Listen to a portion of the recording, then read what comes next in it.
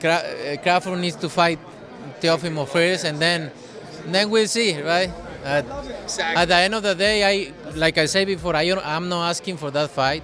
They want to make that fight because it's a payday, obviously, but I don't want that fight. I think Teofimo deserves more than me. It's a great fight. People want to see it, then we'll do it. I don't say no to any fight.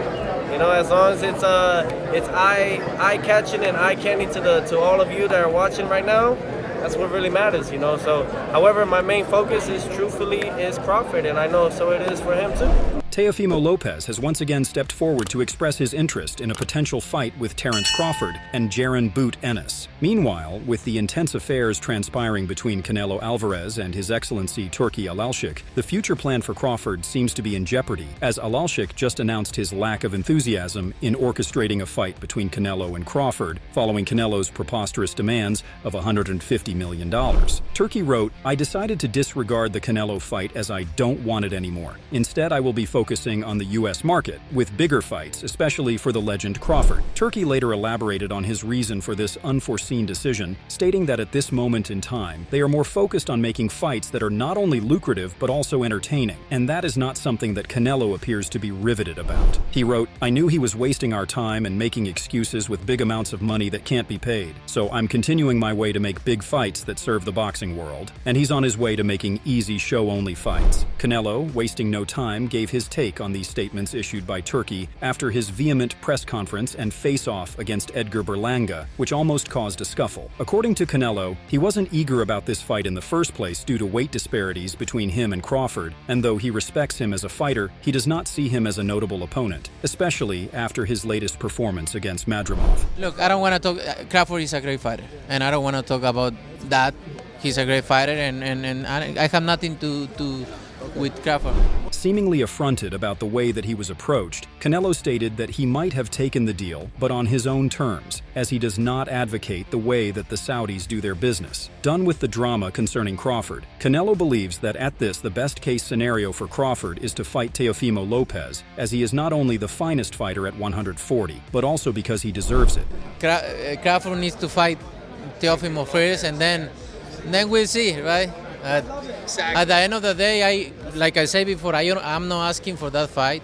They want to make that fight because it's a payday, obviously, but I don't want that fight. I think Teofimo deserves more than me. With the attention now shifted towards Teofimo after Canelo's remarks, an old debate has kicked off about who might win if a bout was ever to take place between Lopez and Bud Crawford. In retrospect of Teofimo's incessant demands to have a fight with big names like Bud Crawford, Gervonta Davies, and Jaron Ennis, it looks as if he might have a chance to finally get the epic fights he has been earning for. And that's why it's all about making boxing great again. That's what I came back to do, because I know as long as I keep facing the fighters, calling out champions like Terrence Crawford, that people are like, this man's crazy. Well, yeah, I'm crazy. I mean, I'm crazy to be great. When was that a problem? And I mentioned that Roberto Duran fought all 4 kings or 3 kings and was the guy that everyone respects highly. Muhammad Ali faced Joe Frazier and so many other great champions that, and got dropped in front of the world, in front of him. Like, who cares? You go and you stand up. After witnessing the fight between Crawford and Madrimov, Teofimo stated how it was evident throughout the match that Terrence's age might be catching up to him, as the once ferocious boxer was not in the ring during the fight. Expressing his agitation about this, Teofimo went on to state that he would like to get an opportunity with Crawford promptly, as he could see his golden chance slipping away due to Terrence getting older. He stated, "The age is catching up to Crawford, and I would love to get Crawford now before it catches to him later on. It's already there, and all I can say now is let's see what he does next. I think he should fight the guy that's coming up next, who is me." Teofimo also weighed in on the option of fighting Jaron Ennis, as he is one of the most prominent fighters in his welterweight division, and as an IBF world title holder, he might provide the big fight that that Teofimo has been coveting since his comeback earlier this year. He stated, "I have nothing but respect for Boots as we've known each other for a long time now. It's a great fight, and if the people want to see it, then we'll do it." He further added, "I don't say no to any fight as long as it's eye-catching and eye-candy to all of you that are watching." However, despite all such possibilities presented to Teofimo, he still looks adamant about fighting Crawford at any chance that he might get either this year or later on, stating it to be a huge stepping stone in his pursuit of greatness. Teofimo said, "However, my main focus is truthfully Crawford, and I know, so it is for him too, so we'll see what happens down the line and see what happens for us this whole year and for the next year to come." Meanwhile, despite Teofimo's desire to face Crawford, now backed up by the comments made by Canelo, it appears as if the stance of Crawford and his team is still cynical in this regard, as recently after Terrence's win, his trainer and avid supporter Bomac exploded at Teofimo on his delusion of orchestrating a fight between him and Bud. Not holding back, Bomac stated how this proposition is not even reasonable as Teofimo brings nothing of value to the table that might ignite an interest in Crawford. He also noted that even if this was not the case, Teofimo is still not anywhere near worthy to fight with Crawford because he has lost the luster that he once possessed. Teofimo Lopez actually adamant in calling out Terrence Crawford, saying that that's his match in season. Teofimo Lopez. He don't bring to the table neither. Trash, he trash. He used to be good, but now he trash. You heard it first. Y'all put it out there. He trash. You trash. You straight trash, dog. Recently, Aid Oladipo, a respected boxing analyst and commentator, analyzed the whole situation and made it clear to his viewers that Canelo versus Crawford might not come to fruition. He first noted that Crawford's performance against Israil Madrimov, while effective, fell short of the exceptional display needed to build excitement for a potential jump to 168 pounds. According to Oladipo, a standout performance was crucial to generating significant buzz for the fight, but Crawford's showing did not meet those expectations. He praised Israil for his performance and hadn't put anything on his shoulder, but he expressed that might be fans were expecting more from Terrence. For a couple of reasons, maybe. Number one, I think Crawford needed to look exceptional against Madrimov, so we know that, okay, he's now good at 154, he can maybe take that double jump to 168. Although he looked good, he didn't look exceptional. And that's no slight on Crawford. Madrimov's a very good fighter, but I felt like we needed to see something a bit special for us to get really excited. He then addressed the financial aspect, revealing that Canelo Alvarez's demands could be a major obstacle. Oladipo mentioned that Al Sheikh had extended an offer to Canelo, which was reportedly turned down. Canelo's request for over $100 million could be a significant hurdle, making the fight less likely to materialize. And number two, maybe Canelo's demands are just too big. I think Turkey said that he sent an offer to Canelo. I think Canelo's rejected it, and I think I saw an interview, or at least read something about Canelo wanting, I think, over 100 million. So, yeah. Now, this fight is all about money. Only a big paycheck can make this happen, which is not being offered by Al Sheikh. Jim Lampley, a renowned boxing commentator, talked about how this is a prince chance for not only Canelo, but Crawford too, to make a lot of money. He highlighted that Crawford, recognized as the sport's pound-for-pound top fighter, contrasts with Canelo, who leads in earnings. Lampley pointed out that while fighters aspire to be number one pound for pound, the substantial financial incentives offered are a crucial factor, especially for someone like Crawford, who is 36 and facing a limited career window. Lampley said, "Crawford is the pound-for-pound number one fighter in the sport. Canelo is the dollar-for-dollar number one fighter in the sport. What do you think fighters dream of going to bed at night as their careers continue to progress? Do they dream of being number one pound-for-pound, or when you've got the kind of money that's being thrown around by these people, there's only a certain amount of time left?" He explained that Crawford, at 36, has a finite window to capitalize on significant earnings. To achieve such financial success, Crawford would need to face Canelo, who is the top earner in the sport. Lampley emphasized that this fight represents a crucial opportunity for Crawford to secure substantial paydays before his career window closes. He added, "Crawford is 36 and doesn't have a large window within which to operate toward being number one dollar for dollar and tasting at least one or two of these paychecks. Crawford can only get to that money through one vehicle, that is to fight Canelo Alvarez, because Canelo is number one dollar for dollar and Crawford is number one pound for pound." Now, at the moment, if we say that the only thing that is motivating Canelo to make all of his decisions is money, Canelo Alvarez's switch from Eddie Hearn's match Matchroom Boxing to Premier Boxing Champions, PBC, underscores the financial motivations behind his career decisions. The move to PBC, led by Al Heyman, secured Canelo a lucrative 3-fight deal worth over $100 million, reflecting his prioritization of substantial earnings. This shift demonstrated how significant financial incentives can drive changes in a fighter's promotional relationships. With Canelo Alvarez now set to fight Edgar Berlanga instead of the anticipated matchup against David Benavidez, speculation around the fight has intensified. The bout with Benavidez has been eagerly awaited, but financial disagreements have stalled it. Canelo's substantial financial demands have been a key factor, leading to delays and a shift in opponents. Canelo Alvarez addressed the reasons behind his substantial financial demands for a potential fight with David Benavidez. He acknowledged the risks involved, noting Benavidez's skill and physical advantage, as he would enter the ring significantly heavier. Despite these challenges, Canelo expressed confidence in his ability to win, provided the financial terms were met. Canelo Alvarez said, "Obviously, he is a risk. He is a great fighter, and plus, he brings to the ring on fight night 25 pounds more than me, but I don't care about that. If the money is right, I can beat that guy tomorrow." The right money then for Canelo is around $250 million. In a recent podcast, he declared that only this amount of money can make him stand against Benavidez. Even after the negotiations, he would not be willing to come below $200 million by any means. But you know, if someone's willing to put up the $250 million, I mean, would you negotiate down? no less than 200. No less than 200. Ooh.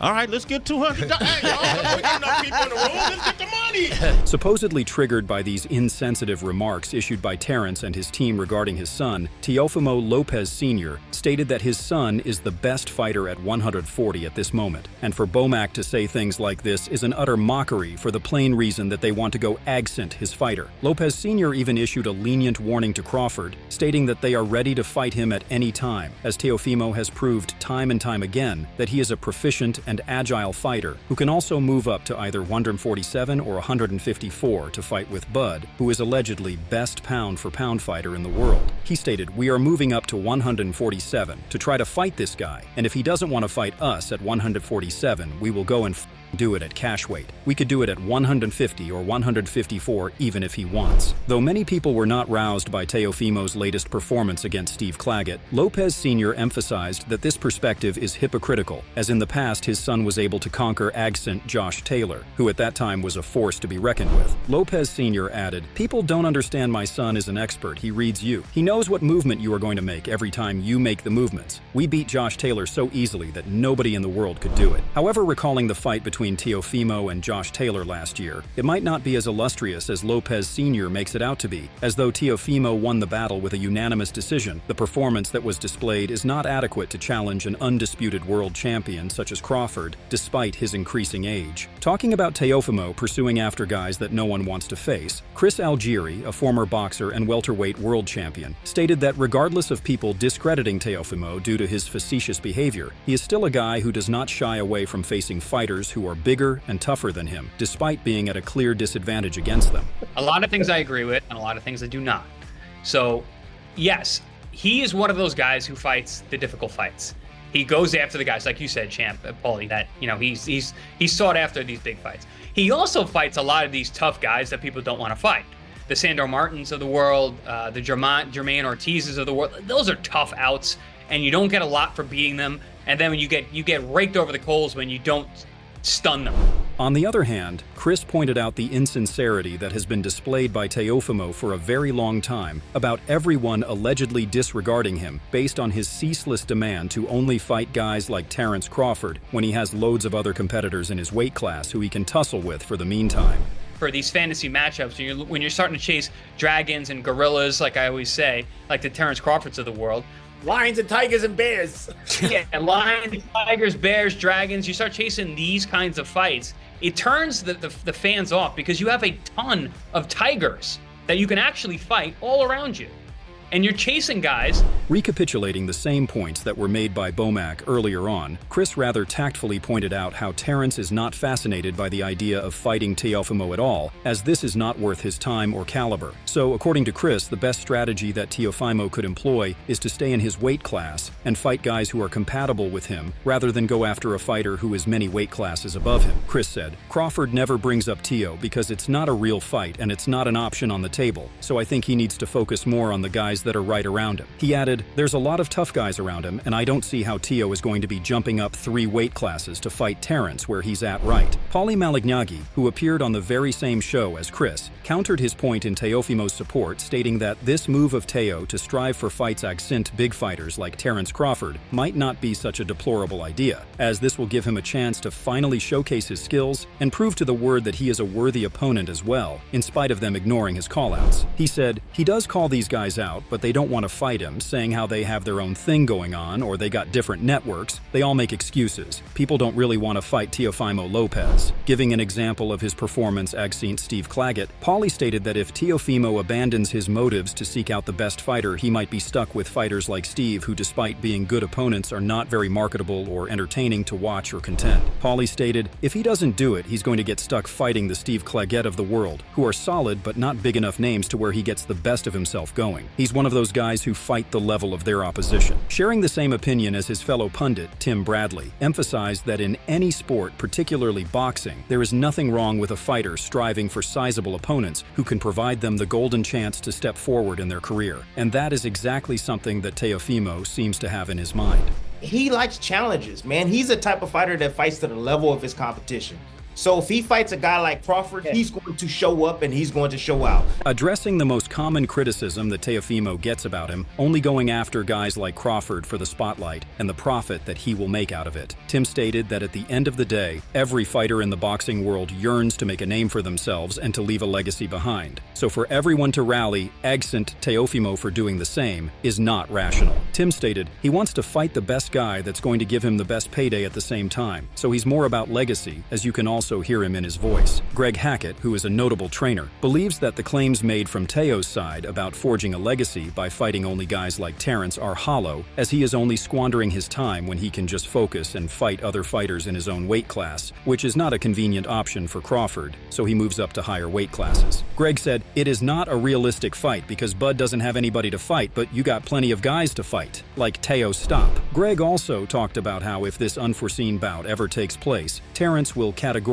win, as he is just a superior fighter as compared to a much smaller Teofimo, in all regards, even after his recent fight against Madrimov. Greg stated, "You come in looking little, he is knocking you out. Bud is too much for Teo. Too much on experience, too much in size, too much in skill, too much on everything." Giving his take about the reproval that Teofimo seems to get a lot, Greg specified that the most evident reason that Teofimo has in his mind while issuing all these callouts to Crawford is to capitalize on Bud's popularity, which is a controversial tactic that many fighters these days seem to opt for.